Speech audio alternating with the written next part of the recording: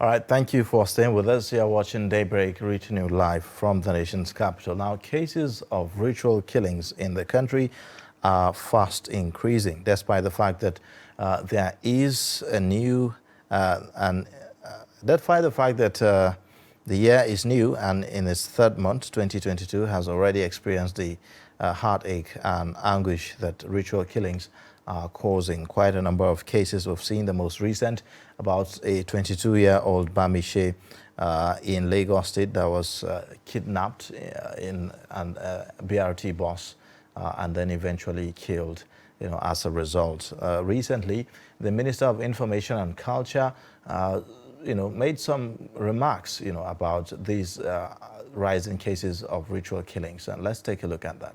By the government to launch a national campaign against the editorial on the scourge of ritual killings yesterday Sunday.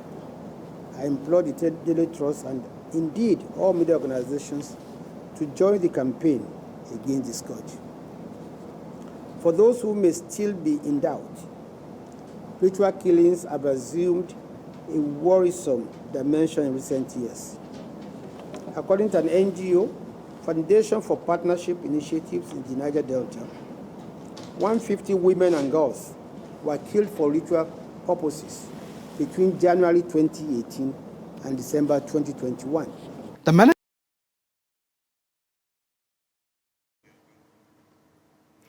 Well, there you have it. The Minister of Information and Culture raising concern about the rising of ritual killings. Now, we have in the studio Kwatai Iwasete Natu.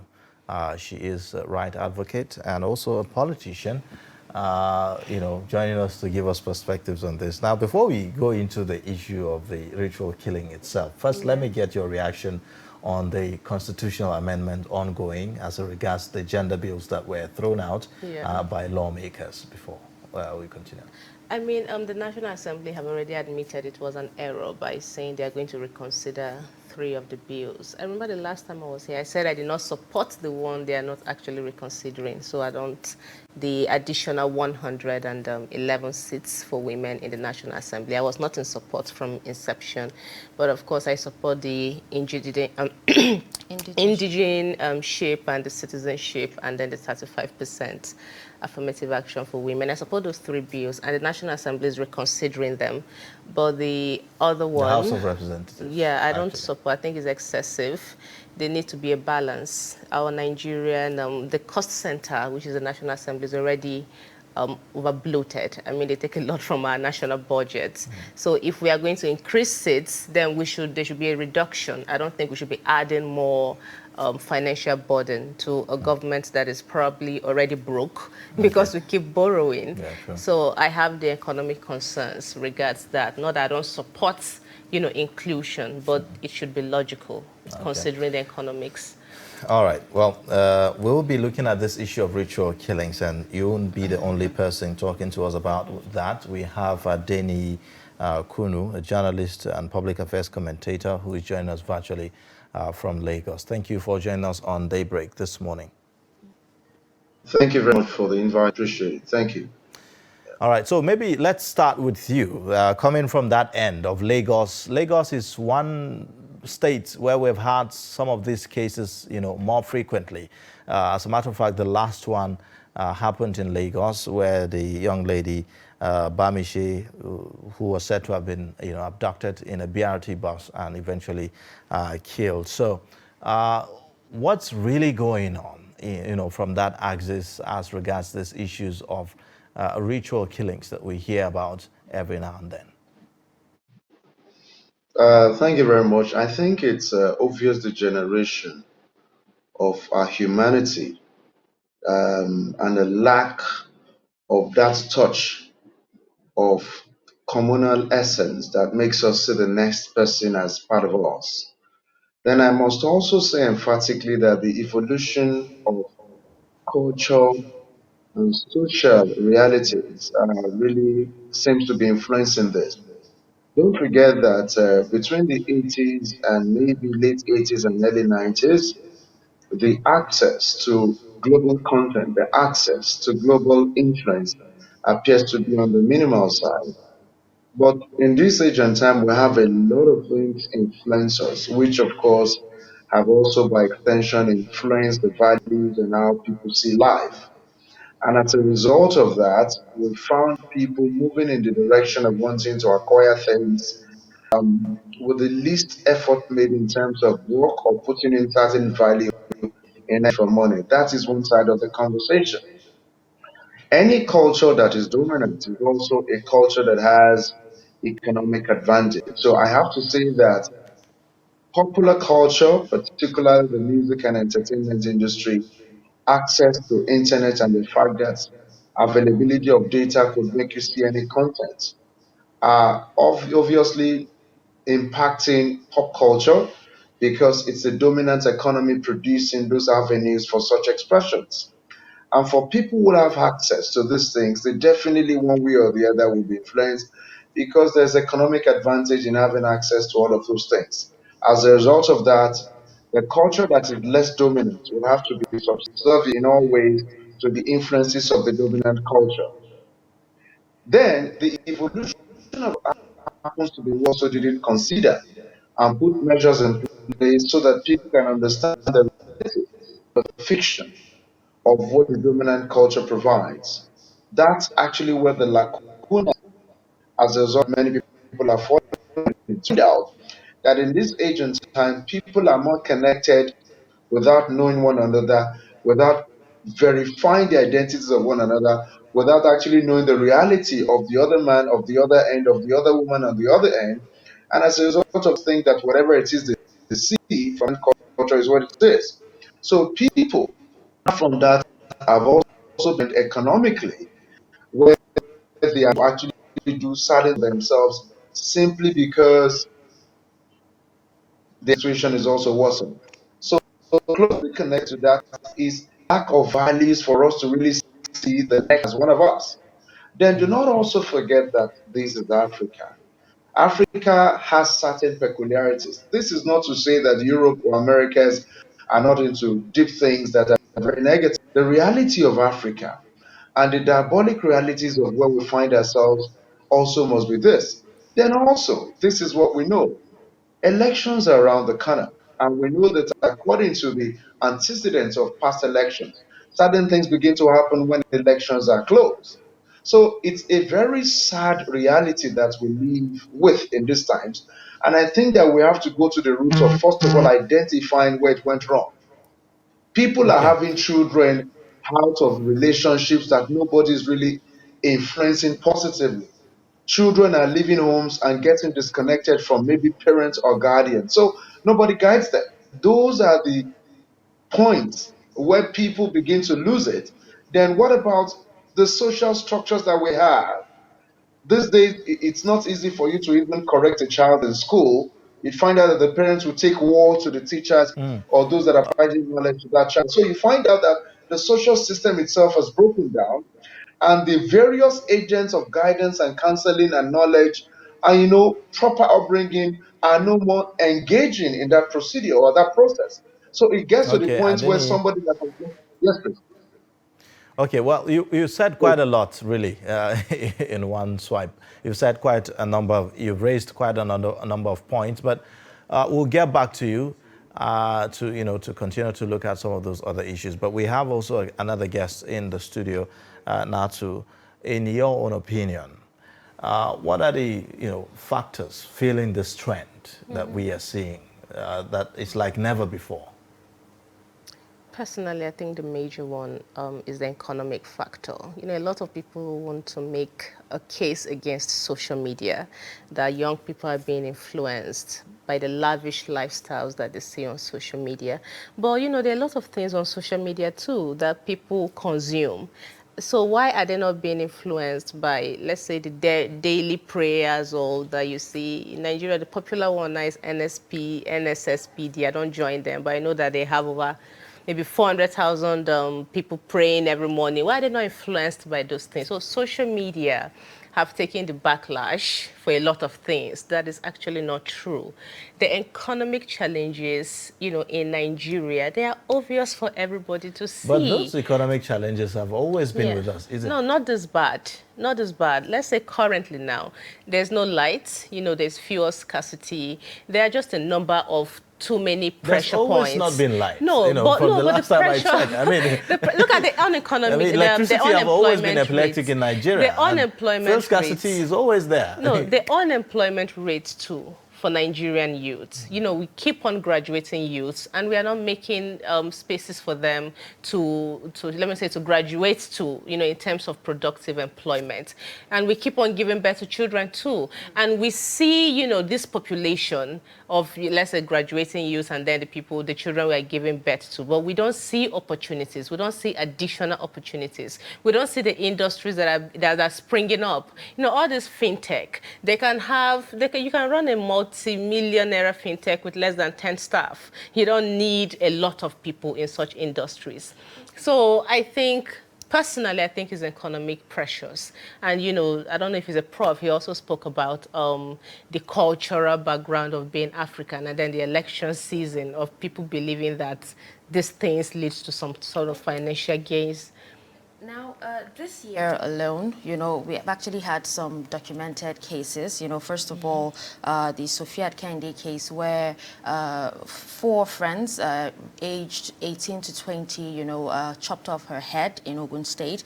We also have the Timothy Adeniyi case where on February 1st, a suspected ritual killer was arrested by men of Amotekun, and he confessed that he was promised 30 million naira if he could produce or deliver human parts in Lagos. We also have the case of Afiz Olalere, a 32-year-old who is a suspected internet fraudster, and he confessed to killing his younger brother for ritual, rituals and everything. And then finally, we also have, aside Bamishe, we have Jennifer's case. She's a 20-year-old who was apprehended for, for killing, someone around Zaria Road, and her body was actually, the person's body was actually found in Jos, from University of Jos and everything. So now, aside all these things happening, the lawmakers have actually, come out to say that they're taking urgent steps to increase surveillance and to be able to apprehend every person or every perpetrator of ritual killings in Nigeria. How feasible and how possible is that? Well, going by the Nigerian experience, we know that is just a reaction. I personally do not believe it's going to transcend into anything meaningful. And there are things you cannot regulate. You cannot regulate people from not engaging in crime. You can create deterrence, obviously. But how do you know who is going to, involve in ritual killings? These are things you cannot regulate. I feel it is economical. If people are gainfully employed, if people have options, they will not most likely be influenced by some of these fake money-making schemes, because there's no evidence that rituals work. There is no evidence from anywhere. And if somebody is offering you protection if somebody tells you you're going to kill the next person and you suddenly become a multi-millionaire, most of the people giving you this information are living in the bush somewhere or living in some tattered houses. So there is no evidence that if it did not work for them, what's the guarantee it will work for you? So these things do not work. It is a desperation, the economic desperation of I want to make money, I want to make money. And it is not because there is pressure from social media. It is because there are pressures even in the Nigerian system. You need to eat. You need to, clothe yourself. You need to pay house rent. There are so many things. But if you tie that to, economic reasons, what do you say about some very rich people who are also engaged in these activities of rituals? Well, we've not seen. We've not seen we hear a lot of stories, about very, very rich people who are actually very involved with this. It may surprise you to know that maybe even people in government, are engaged in some of these things. Your other guests some time spoke ago, about we elections. had a documentary that showed a lot of things about, cultism in very, very high places. And sometimes they actually engage in this kind of activities. So how do you reconcile that if you say it's purely economical? the problems we've been seeing, I say majorly, I did not say purely economical, majorly, there are other factors too. He spoke about the elections that are coming up, that during this season you see, cases of ritual killings because people believe they need to fortify themselves or for whatever reasons. So there are other factors, but I'm talking about from the Nigerian youth perspective. It is purely economical. Okay, Most now of the- another angle to that is that, on social media, for instance, the guest in Lagos raised something about people seeing things on social media. Specifically, if you go to, say, for instance, Instagram, you see a lot of people that you follow living a very flamboyant lifestyle that you do not really know anything about. Sometimes some of them are very hardworking, and yes, they were able to acquire some of the things that they've been able to acquire. But some you don't know how they got it. It could be from some fetish things and all of that. And so you take up that and absorb everything and think, oh, that's how my life should be, without taking into consideration, what the person might have done to be able to, arrive at just to add up to what he has said, you talked about Instagram. In fact, it is actually so bad that on TikTok right now, you see videos of cultists, performing, incantations and rituals and trying to show the world that, you have to, be one of them or do this before you're able to make this much money.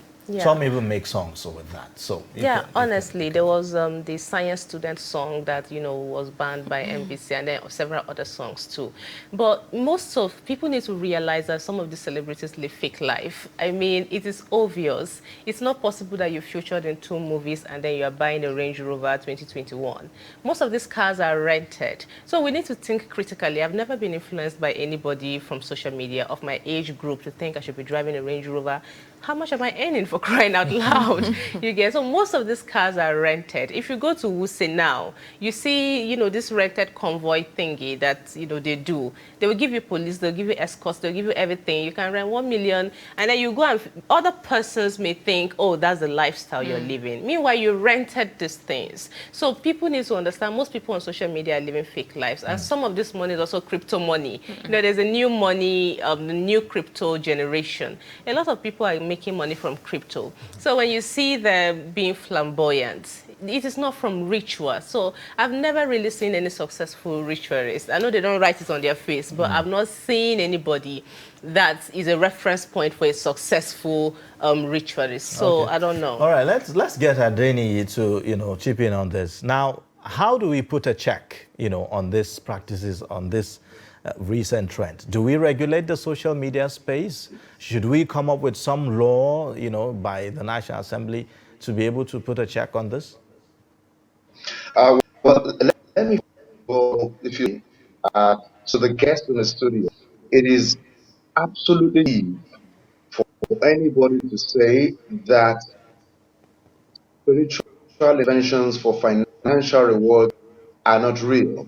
You need to understand the dynamics of the spiritual and the capacities of the world for you to come to that.